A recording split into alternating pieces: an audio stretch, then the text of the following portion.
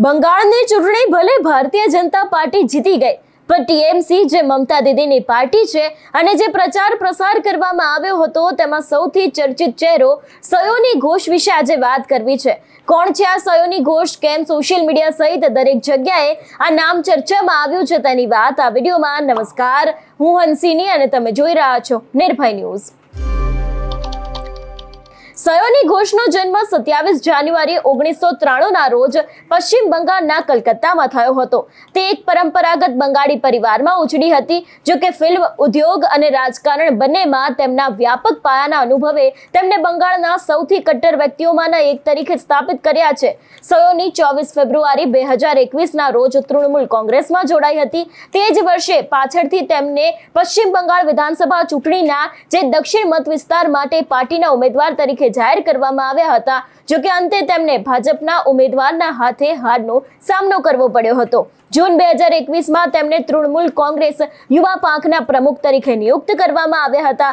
2024ની લોકસભા ચૂંટણીમાં તૃણમૂલ કોંગ્રેસે જાદવપુર લોકસભા મત વિસ્તારમાંથી સયોની ઘોષને મેદાનમાં ઉતાર્યા હતા। આ ચૂંટણીમાં તેઓ વિજયી બન્યા હતા। આ જ બેઠક પરથી મમતા દીદીએ પોતાના કારકિર્દીની શરૂઆત કરી હતી અને આ બેઠક પરથી સયોની ઘોષને લાખો મતોથી વિજય બન્યા હતા। આમ તો સયોની ઘોષના કારકિર્દીની શરૂઆત અભિનેતા તરીકે થઈ હતી। તેઓ ખૂબ જ સારા કલાકાર હતા અને પછી રાજનીતિમાં જોડાયા હતા। સયોની ઘોષ છેલ્લા ઘણા સમયથી સોશિયલ મીડિયામાં પણ ખૂબ જ વાયરલ છે। આપણે જોયું છે કે તેમની ઘણી બધી સ્પીચ, ઘણા બધા વિડીયો ખૂબ જ લોકોને જોવા ગમે છે અને એને જ કારણે સોશિયલ મીડિયામાં તેઓ ચર્ચામાં પણ રહે છે। સયોની ઘોષ ઘણી વખત વિવાદોમાં પણ રહ્યા છે। વિવાદોની વાત કરવામાં આવે તો 21 નવેમ્બર 2021ના રોજ તૃણમૂલ કોંગ્રેસ માટે પ્રચાર કરતી વખતે સયોની ઘોષની ત્રિપુરા પોલીસે ધરપકડ કરી હતી।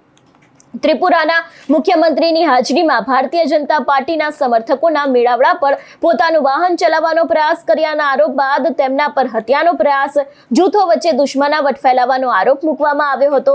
પ્રથમ માહિતી અહેવાલ અનુસાર સયોની ઘોષ તેમના સાથીઓને કથિત રીતે અપમાનજનક ભાષાનો ઉપયોગ કર્યો હતો, ભીડ પર પથ્થરમારો કર્યો હતો અને ઉપસ્થિત લોકોમાં ગભરાટ ફેલાવ્યો હતો, જેના પરિણામે કેટલાક ભાજપના કાર્યકર્તાઓને સામાન્ય ઈજાઓ થઈ હતી। 2021માં તેમનો બીજો પણ એક વિવાદ આવ્યો હતો।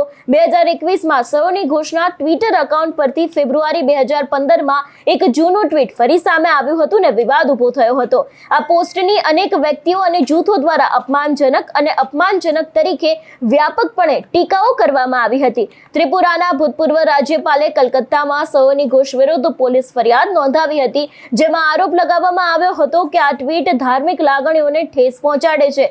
સયોની ઘોષે જવાબ આપ્યો હતો કે તેમનું એકાઉન્ટ તે સમયે હેક કરવામાં આવ્યું હતું અને તેના માટે માફી પણ માંગી હતી। 4 જાન્યુઆરી 2024ના રોજ સયોનીએ એક જાહેર સભામાં હાજરી આપી હતી અને દાવો કર્યો હતો કે મમતા બેનર્જીએ વિકાસના ભાગરૂપે ઐતિહાસિક કર્ઝન ગેટની સ્થાપના કરી હતી। વિરોધી રાજકીય નેતાઓ દ્વારા આ નિવેદનની ખૂબ જ ટીકા કરવામાં આવી હતી। 2022ના પશ્ચિમ બંગાળ સ્કૂલ સર્વિસ કમિશન ભરતી કૌભાંડમાં તેમની કથિત સંડોવણી અંગે ઈડી દ્વારા તેમની તપાસ કરવામાં આવી હતી અને 30 જૂન 2024ના રોજ ઈડી અધિકારીઓ દ્વારા તેમની 10 કલાક પૂછપરછ પણ થઈ હતી। પણ આ ચહેરો ખૂબ જ ચર્ચામાં આવ્યો છે અને આ વખતની બંગાળની ચૂંટણીમાં પ્રચાર પ્રસાર પણ તેમનું નામ ખૂબ જ ચર્ચામાં આવ્યું છે। ભલે આ વખતની ચૂંટણી ભારતીય જનતા પાર્ટી જીતી ગઈ હોય, તેમના તરફેણમાં પરિણામ સામે આવ્યું હોય, પણ આજે મમતા દીદીની પાર્ટીનો એક ખૂબ જ મજબૂત અને ચર્ચિત ચહેરો સયોની ઘોષ છે। એ સયોની ઘોષ વિશે આપણે વાત કરી કે તેમને જે પહેલા અભિનેતા હતા ને બાદ તેઓ રાજકારણમાં જોડાયા હતા। તેમના દ્વારા જે સભાઓની અંદર જે સ્પીચ આપવામાં આવે છે એ સ્પીચ તેમની ખૂબ જ વાયરલ થાય છે। આપણે ઘણી બધી વખત જોયું પણ છે કે જે નેતાઓને તેમનો સામે જવાબ આપવામાં આવતો હોય છે, એવા પણ ઘણા બધા વિડીયો તેમના સોશિયલ મીડિયામાં ખૂબ જ ચર્ચામાં આવ્યા છે। અને આ જ વખતનો ચૂંટણીનો પ્રચાર પ્રસાર કરતી વખતે જો કોઈ સૌથી ચર્ચિત ચહેરો રહ્યો હોય તો એ છે સયોની ઘોષ। આ સમગ્ર વિષયને લઈને તમારો શું અભિપ્રાય છે અમને કમેન્ટ કરીને ચોક્કસથી જણાવજો। તેની સાથે અમારી ચેનલ નિર્ભય ન્યૂઝને લાઇક, શેર અને સબસ્ક્રાઇબ કરવાનું ભૂલશો નહીં। નમસ્કાર।